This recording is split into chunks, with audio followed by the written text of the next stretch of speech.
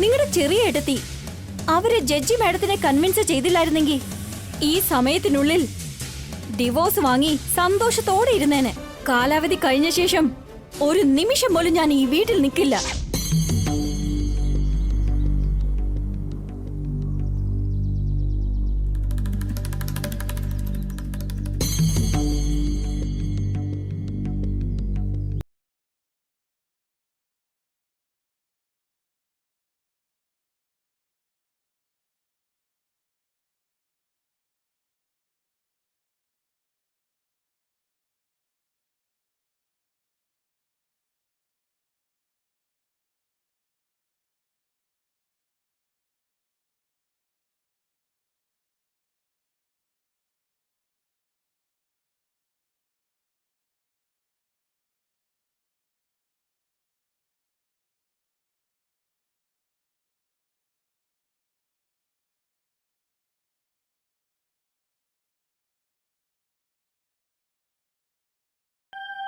അതുകൊണ്ടാ അവൻ മരിക്കാൻ തീരുമാനിച്ചത്.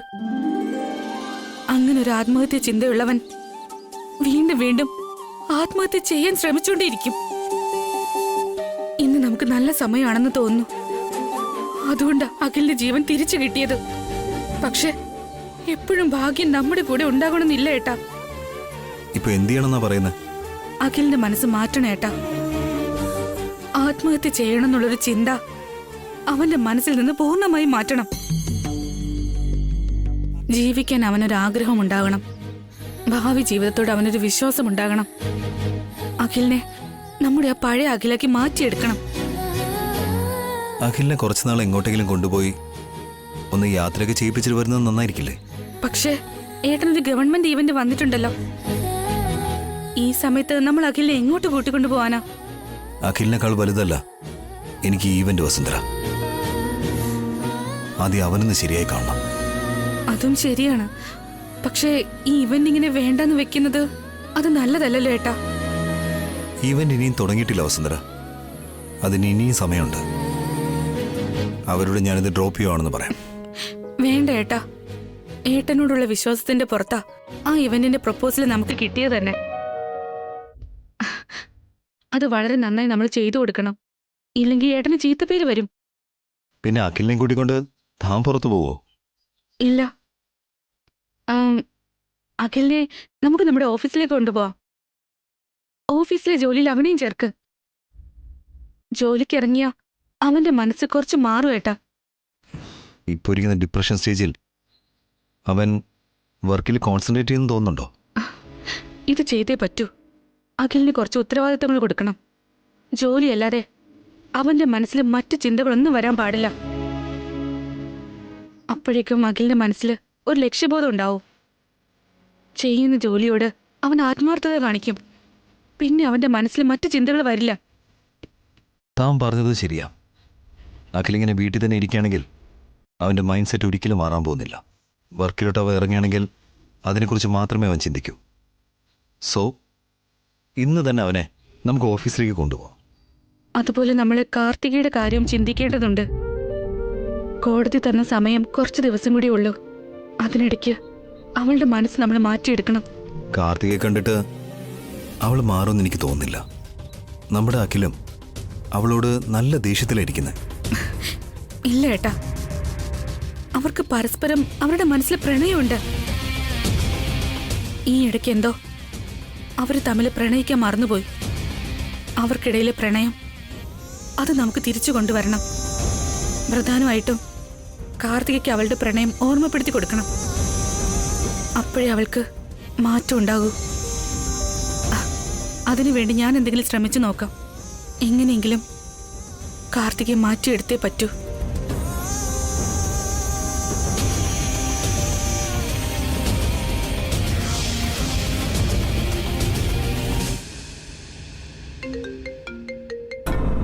ആദിത്യ വിളിക്കുകയാണല്ലോ. Hello sir. Call me Aditya Karthika. ഇന്നലെ അങ്ങനെയൊക്കെ നടന്നതുകൊണ്ട് നിങ്ങൾക്ക് ഫീലൊന്നും ആയില്ലല്ലോ ആദിത്യ? ഫീലായി. സോറി. അഭിരാം എന്നെ അടിച്ചതുകൊണ്ടല്ല, നിന്റെ ഹസ്ബൻഡിന് അങ്ങനെ സംഭവിച്ചതിൽ. Karthika, is everything okay? നിന്റെ ഹസ്ബൻഡ് സേഫ് ആണല്ലോ, ഒന്നും സംഭവിച്ചിട്ടില്ലല്ലോ? ഹീസ് ഓൾ റൈറ്റ് ആദിത്യ, ഒന്നും സംഭവിച്ചിട്ടില്ല. Thank God. അയാൾക്ക് എന്തെങ്കിലും സംഭവിക്കുമെന്ന് ഓർത്ത് ഞാൻ ഇന്നലെ രാത്രി ഉറങ്ങിയതേയില്ല, അറിയോ? അയാൾ കാരണം നിനക്കെന്തെങ്കിലും സംഭവിക്കുമെന്ന് ടെൻഷനായിപ്പോയി. Thank you for your concern Aditya. ഇത് ഞാൻ എൻ്റെ ഓർമ്മയിൽ വെക്കും. നോ, ഞാൻ അതിനു വേണ്ടി പറഞ്ഞതല്ല. ഇന്ന് നീ ഓഫീസിലേക്ക് വരുമല്ലോ അല്ലേ? എന്തുകൊണ്ട് വരില്ല? തീർച്ചയായിട്ടും വരും. അത് നിന്റെ ഹസ്ബൻഡ് ഇങ്ങനെ ഇരിക്കുമ്പോൾ നിന്റെ ഫാമിലി നിന്നെ പുറത്തേക്ക് വിടുമോ എന്ന് അറിയാത്തത് കൊണ്ട്. അഖിലിപ്പോ സേഫ് ആയിട്ടാണ് ഉള്ളത്. അദ്ദേഹത്തിന്റെ കൂടെ ഇരുന്നിട്ട് ഞാൻ എന്ത് ചെയ്യാനാ? അല്ല, ഞാൻ ഓഫീസിലേക്ക് വന്നില്ലെങ്കിൽ അവിടുത്തെ ജോലി എങ്ങനെ നടക്കും? യെസ് കാർത്തിക, നീ ഇവിടെ വന്നില്ലെങ്കിൽ ഒരുപാട് വർക്ക് പെൻഡിങ്ങിലായി പോവും. അതുകൊണ്ടാണ് ഞാൻ വരാന്ന് പറഞ്ഞേ. ഇവിടെ ആരും എന്നെ തടയില്ല. വളരെ താങ്ക്സ് ഉണ്ട് കാർത്തിക. വർക്കിനോടുള്ള നിന്റെ ഡെഡിക്കേഷൻ എനിക്ക് ഒരുപാട് ഇഷ്ടപ്പെട്ടു. അതുകൊണ്ടാ എനിക്ക് നിന്നോട് കൂടുതൽ ഇഷ്ടം. ആദിത്യ, അത് ഐ മീൻ നിന്റെ ഹാർഡ് വർക്കും ഡെഡിക്കേഷനും എനിക്ക് ഒരുപാട് ഇഷ്ടമാണെന്ന് പറഞ്ഞത്. ഓ, അപ്പോ നീ ഓഫീസിലേക്ക് വരുമല്ലോ? ആ അപ്പൊ ഞാൻ നിന്നെ വീട്ടിൽ വന്ന് പിക്ക് ചെയ്യാം. ആ അത് വേണ്ട, ഞാൻ തന്നെ വന്നോളാം. നിനക്ക് വേണ്ടി ഞാൻ കാത്തിരിക്കും കാർത്തിക. ബൈ.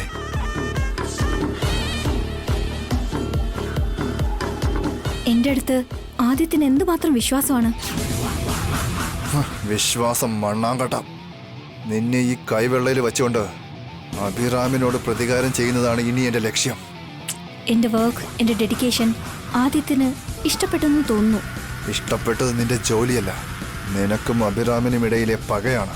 ഞാൻ നല്ലപോലെ ജോലി ചെയ്ത് ആദിത്യന്റെ കമ്പനിയെ ഉയർച്ചയിലെത്തിക്കും. കാർത്തികയെ ഉപയോഗിച്ചുകൊണ്ട് അഭിറാമിന്റെ ബിസിനസ് സാമ്രാജ്യം ഞാൻ തകർക്കും. സംസ്കൃതി ഈവന്റ്സിനേക്കാൾ ആദിത്യ ഈവന്റ്സിനെ ഞാൻ ഉയർച്ചയിലെത്തിക്കും. അപ്പോഴേ എന്റെ വില എന്താണെന്ന് ഇവർ മനസ്സിലാക്കും. അഖിലിന്റെ അടുത്തു നിന്നും കാർത്തികയെ അകറ്റി അവളെ എന്നോട് അടുപ്പിക്കും. കാർത്തികയെ മുൻനിർത്തി അഭിറാമിനെ ഞാൻ വേരോടെ പിഴുതെറിയും. അപ്പോഴേ അഭിറാമിന് ഞാൻ ആരാണെന്ന് അറിയൂ.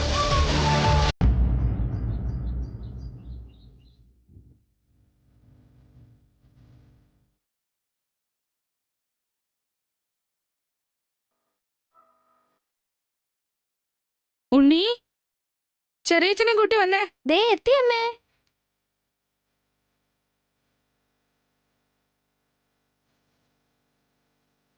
അഖിൽ, വേഗം ബ്രേക്ക്ഫാസ്റ്റ് കഴിക്കട്ടോ. ഇന്ന് നിന്റെ ചേട്ടന്റെ കൂടെ നീ ഞാനും ഓഫീസിലേക്ക് പോവാണ്.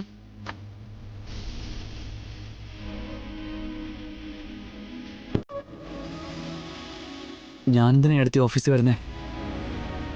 നമുക്ക് ഗവൺമെൻറ് ഈവൻ്റ് വരാൻ പോവുകയാണെങ്കിൽ അതിന് വേണ്ട ഡിസൈൻസ് എല്ലാം നീ വേണം റെഡിയാക്കാൻ. ഞാനോ? എന്നെക്കൊണ്ട് എങ്ങനെയാ ഏട്ടാ? നീ ഡിസൈൻസ് ഒക്കെ വരയ്ക്കുന്നതല്ലടാ, പിന്നെ തന്നെ ഇപ്പം ഇങ്ങനെ പറയുന്നേ? അത് അപ്പോഴല്ലേ ഏട്ടാ, ഇപ്പം എന്നെ കൊണ്ട് പറ്റില്ല. എന്തുകൊണ്ട് കഴിയില്ല അഖിൽ? അത് നിനക്കറിയാത്തതല്ലോ. അതോ നിന്നെ കൊണ്ട് പറ്റാത്തതാണോ? ഇപ്പോൾ എൻ്റെ മനസ്സ് തീരെ ശരിയില്ല ഏടത്തി. ഇപ്പൊ നിനക്ക് എന്താ സംഭവിച്ചേ? നീ നന്നായിട്ടിരിക്കുവല്ലേ? എല്ലാം അറിയായിരുന്നിട്ടും ഏടത്തി എന്താ ഇങ്ങനെ ചോദിക്കുന്നേ? എന്താണ് നിന്റെ പ്രശ്നം? തൽക്കാലത്തേക്ക് നിനക്ക് നടക്കാൻ കഴിയില്ല, അത്രയല്ലേ ഉള്ളൂ. അത് മാത്രമല്ല ഏട്ടാ, എനിക്കൊന്ന് ചിന്തിക്കാൻ പോലും പറ്റുന്നില്ല. അതൊക്കെ നിന്റെ ചിന്തകൾ മാത്രമാണ്. ഒന്ന് മനസ്സ് വെച്ച് കഴിഞ്ഞാൽ നിനക്ക് നന്നായിട്ട് ചെയ്യാൻ കഴിയും. ഞാനിപ്പോൾ വല്ലാതെ ഡിസ്റ്റർബ്ഡ് ആയേട്ടാ. എനിക്ക് കോൺസെൻട്രേറ്റ് ചെയ്യാൻ പറ്റില്ല. ചെറിയച്ഛനെ കൊണ്ട് കഴിയും ചെറിയച്ഛ. മനസ്സ് വെച്ചാ ഉറപ്പായും കഴിയും. മനുഷ്യൻ മനസ്സ് വെച്ചാ നേടിയെടുക്കാൻ പറ്റാത്തതായിട്ടൊന്നുമില്ല. ചെയ്യുമെന്നുള്ളൊരു വാശി എപ്പോഴും ഉണ്ടാകണം. അതുണ്ടെങ്കിൽ എന്തും ചെയ്യാനുള്ള ധൈര്യം കിട്ടും. നിന്നെ കൊണ്ട് പറ്റും എന്നുള്ള വിശ്വാസം ഉണ്ടാകണം. നിന്നെ കൊണ്ട് ചെയ്യാൻ പറ്റും. നമ്മുടെ സംസ്കൃതി ഇവൻറ്റ്സ് റീ ഓപ്പൺ ചെയ്തതിന് ശേഷം സ്പോൺസേഴ്സ് നല്ലപോലെ കുറഞ്ഞു വയ്ക്കൽ. നമുക്ക് വരാൻ പോകുന്ന ഗവൺമെൻറ് ഇവൻ്റ് നമ്മൾ ചെയ്യണമെന്നുണ്ടെങ്കിൽ നമുക്ക് ഒരുപാട് സ്പോൺസേഴ്സ് വേണം. അവർക്ക് ഇഷ്ടപ്പെടുന്ന രീതിയിൽ നമുക്ക് ഡിസൈൻ ഉണ്ടാക്കണം. 1-2 തവണ ഞാനും അഭിയും ട്രൈ ചെയ്തു, പക്ഷെ അതത്ര ശരിയായിട്ട് വന്നില്ല. അതുകൊണ്ടാണ് നിന്നോടൊന്ന് ട്രൈ ചെയ്യാൻ പറഞ്ഞേ. നിങ്ങൾക്ക് ചെയ്യാൻ പറ്റാത്ത കാര്യം ഞാൻ എങ്ങനെ ചെയ്യാനാ? നിന്നെ കൊണ്ട് പറ്റും അഖിൽ. നിന്നെ കൊണ്ട് മാത്രം ചെയ്യാൻ പറ്റുന്ന ഒരു കാര്യം ഇത്. നിന്റെ കാലിന് കുഴപ്പമുണ്ടായിരിക്കാം, പക്ഷെ നിന്റെ കൈക്ക് കുഴപ്പമില്ലല്ലോ. തളർന്നു പോയത് നിന്റെ കാലുകൾ മാത്രമാണ്, അല്ലാതെ നിന്റെ ബുദ്ധിയല്ല. അതൊന്ന് ഓർത്തോ. നീ എത്രയോ ഇവന്റ്സിന് ഡിസൈൻ ചെയ്തു കൊടുത്തിട്ടുണ്ട്. ഈ ഇവന്റ് ഒരു ചലഞ്ചായിട്ട് കണക്കാക്ക്. കഷ്ടപ്പെട്ട് മനസ്സുകൊണ്ട് ജോലി ചെയ്യാകിൽ ഉറപ്പായിട്ടും നിനക്ക് നല്ല റിസൾട്ട് കിട്ടും. നീ കാരണം തന്നെ നമുക്ക് ആ ഇവന്റും കിട്ടും. ഒരുപക്ഷെ കിട്ടിയില്ലെങ്കിലോ? ഞാൻ കാരണം ഈ ഇവന്റ് നഷ്ടപ്പെട്ട?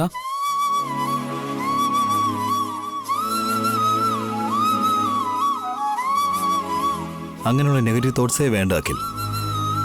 B positive. നിന്നെ കൊണ്ട് അത്ഭുതങ്ങൾ ചെയ്യാൻ കഴിയും.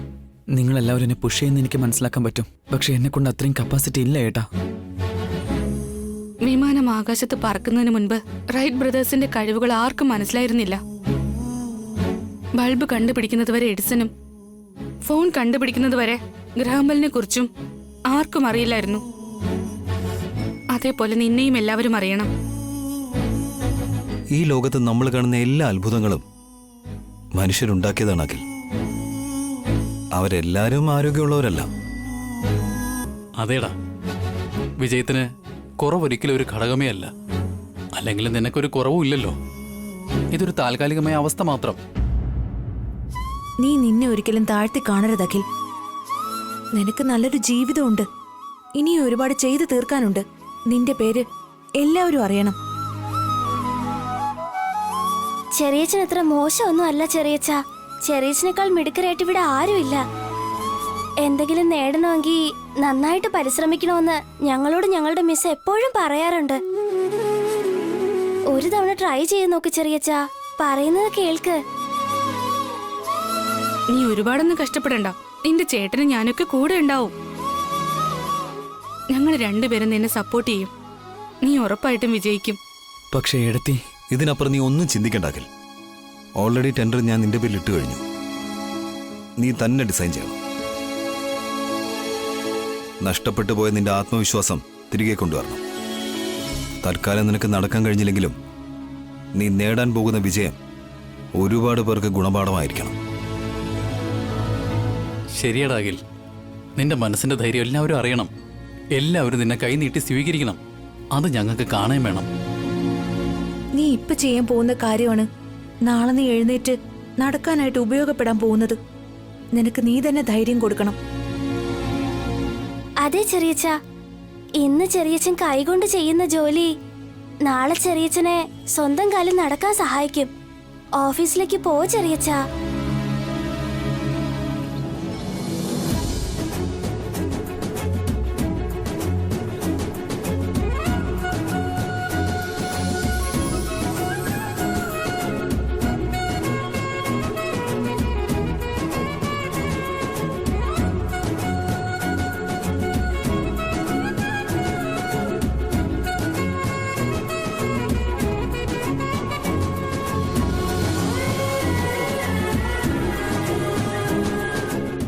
നിങ്ങളെല്ലാവരും കൂടി എന്നെ ഇത്രയും സപ്പോർട്ട് ചെയ്യുമ്പോൾ എന്നെ കൊണ്ട് നോ പറയാൻ പറ്റുന്നില്ല. ഒന്ന് ട്രൈ ചെയ്ത് നോക്കാം. നിങ്ങൾക്ക് വേണ്ടി ഞാനത് ചെയ്യാം. ഞാനിന്ന് ഓഫീസിലേക്ക് വരാം.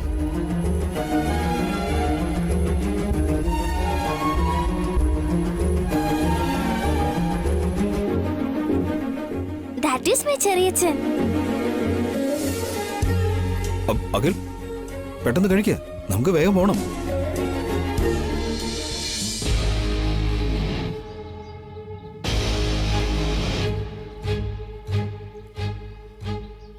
എന്താ അവനെ ഇനിയും കാണുന്നില്ലല്ലോ? ആ ചേട്ടാ, എന്താ ചേട്ടാ അർജന്റായിട്ട് വരാൻ പറഞ്ഞത്? എനിക്കൊരു പവർഫുൾ ബോംബ് വേണം. എന്തിനേട്ടാ? ഒരു കുടുംബത്തെ മൊത്തമായി നശിപ്പിക്കാൻ. ആരുടെ കുടുംബോ? അത് നീ അറിയണ്ട. നിനക്കെത്ര പണം വേണം? എപ്പോ എന്റെ കയ്യിൽ ബോംബ് വരും? അത് മാത്രം പറ. പെട്ടെന്ന് ബോംബ് എന്നൊക്കെ പറഞ്ഞാൽ എന്ത് ചെയ്യാനാ ചേട്ടാ? നാളെ ഞാൻ വിളിക്കാം. ശരി, ഓർമ്മ വെച്ചോ, പവർഫുൾ ബോംബായിരിക്കണം. അത് പൊട്ടിയാൽ എല്ലാവരും പീസ് ആവണം. രാജാ,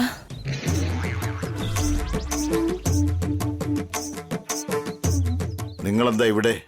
നിങ്ങൾ എവിടെയാണോ ഉള്ളത്, എന്റെ മനസ്സ് അവിടെ ഉണ്ടാകും രാജാ. ഏതാ ചേട്ടാ ഈ വല്യമ്മ? നീ പോയി ഞാൻ പറഞ്ഞ ജോലി നോക്ക്. മറക്കാതെ ഫോൺ ആ ചെയ്യണം. ശരി ചേട്ടാ, ഞാൻ വിളിക്കാം. ഏതായി ചെറുക്കൻ? എന്നെ കണ്ടിട്ട് വലിയമ്മേന്ന്. അവന്റെ കാര്യമൊക്കെ വിട്. നിങ്ങളെന്തിനാ ഇങ്ങോട്ട് വന്നത്? അതല്ല ഞാൻ പറഞ്ഞത് രാജാ, നിങ്ങൾ എവിടെയാണോ എന്റെ മനസ്സ് അവിടെയായിരിക്കുമെന്ന്. ഞാൻ ഇവിടെ ഉണ്ടെന്ന് നിങ്ങളോട് ആരാ പറഞ്ഞത്? എന്റെ മനസ്സ് പറഞ്ഞു.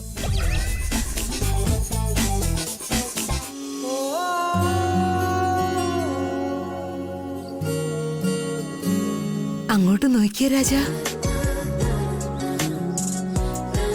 പ്രണയ ജോഡികൾ സന്തോഷം പങ്കുവെക്കുക. നമുക്കും അവരെ പോലെ പ്രണയിക്കണം. പ്രണയ ലോകത്തിലേക്ക് പറക്കണം. എന്താ ഇവിടെ? എണീറ്റേ എണീറ്റേ, വീട്ടിൽ പോയിക്കേ. ഇവിടെ എന്താ പരിപാടി? പോയേ പോയേ. Sorry sir.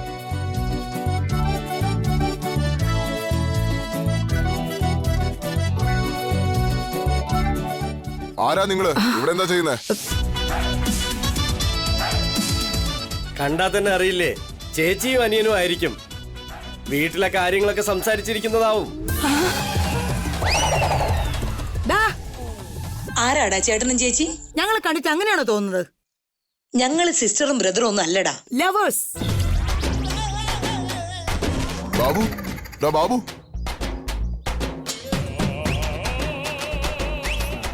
നിങ്ങൾ ആരാ? 10 എൻകൗണ്ടർ ചെയ്തവനെ ഒറ്റ ഡയലോഗിൽ വീഴ്ത്തി കളഞ്ഞല്ലോ. ബാബു, ബാബു വാ എണീക്ക്. നിങ്ങൾ ലവേഴ്സ് ആണോ?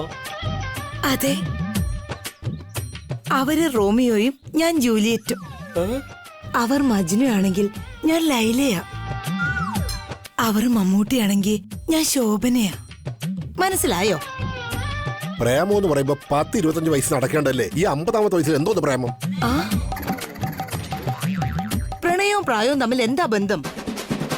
ഏത് പ്രായത്തിൽ വേണേലും നമുക്ക് പ്രണയിക്കാം. മാത്രമല്ലേ, എനിക്ക് 50 വയസ്സൊന്നുമില്ല. അദ്ദേഹത്തിന് 35, എനിക്ക് 30.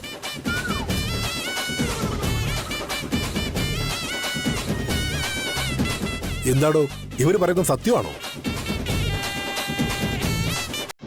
അവർക്ക് കുറച്ച് മെന്റലാണ് സാർ. മെന്റൽ മാറുന്നതിന് വേണ്ടിയാ പാർക്കിൽ കൂട്ടിക്കൊണ്ടുവന്നത്. അങ്ങനെ പറയേ. ഇല്ലായിരുന്നെങ്കിലേ പോലീസുകാരന്റെ കോളറിന് പിടിച്ചതിനെ ഇവരെ സ്റ്റേഷനിലേക്ക് എടുത്തോണ്ട് പോകുമായിരുന്നു. ഇവർ നീ കാര്യമായിട്ട് ശ്രദ്ധിച്ചോളണം. പുറത്ത് കറങ്ങാൻ അനുവദിക്കരുത്. പബ്ലിക്കിന് പ്രശ്നമാവും.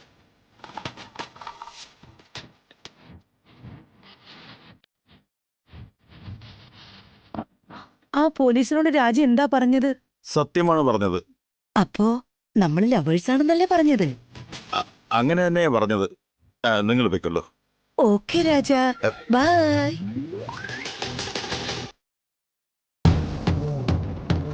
റൂമിലിരുന്നാൽ സ്വസ്ഥത തരാത്തതുകൊണ്ടാ പാർക്കിൽ വന്നത്. ഇവിടെയും വന്നിരിക്കുക.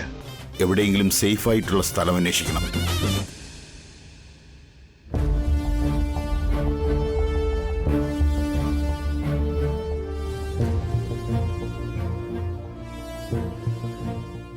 എങ്ങനെയെങ്കിലും ഗവൺമെന്റ് ഇവന്റ് നമുക്ക് തന്നെ കിട്ടണമെങ്കിൽ നീ വരയ്ക്കുന്ന ഡിസൈൻ കണ്ട് സ്പോൺസേഴ്സ് ഇംപ്രസ് ആകണം.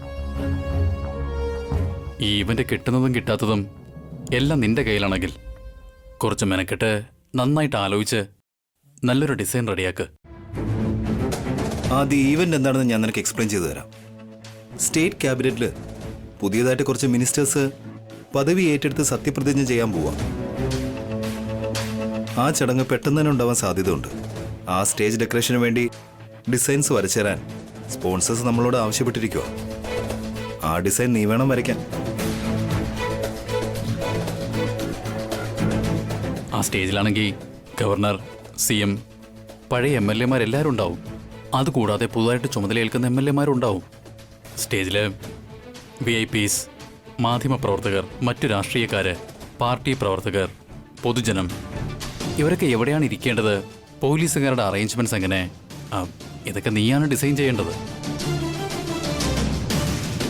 സമാധാനത്തോടെ ശ്രമിക്കുക. ടെൻഷനൊന്നും വേണ്ട. ധൈര്യത്തോടെ വിശ്വാസത്തോടെ നീ ചെയ്യ്. ജയിക്കണം എന്നുള്ള വാശി വേണം നിനക്ക്. Wish you good luck. All the ബെസ്റ്റാ. You are the best Akhil. Good luck.